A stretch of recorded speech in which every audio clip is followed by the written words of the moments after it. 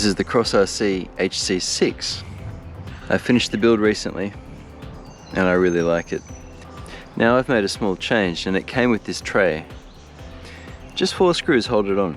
Now it has a battery box with its own little latch and an opening rear tray. Now the rear tray is very nice, I quite like it, but it wasn't what I had planned for this build. So I thought let's get a little bit more mud runner-esque.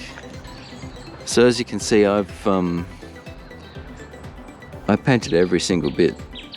Okay, not every single bit.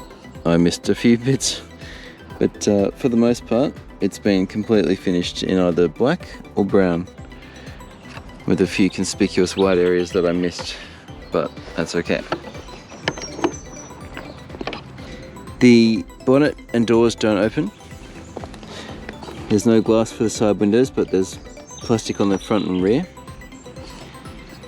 Airbox is held in with screws. Everything else is kind of held in together. It's a functional spare, although it's a plastic wheel. Now, as opposed to the RC 4-wheel drive 6x6, the Man Cat 1, the links on this 6x6 system make sense. You get metal drive shafts for a start, and your links are self-referential to a center point. Nothing comes out behind it, which is great.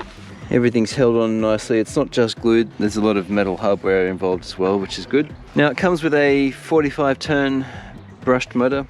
You need to supply your own steering servo and first and second gear change servo. Not much else. Tools, glue, paint, minimal hardware. That's about it. The manual's very good. I don't remember coming across any issues with it, and it was an enjoyable build. So let's get this thing on the trail.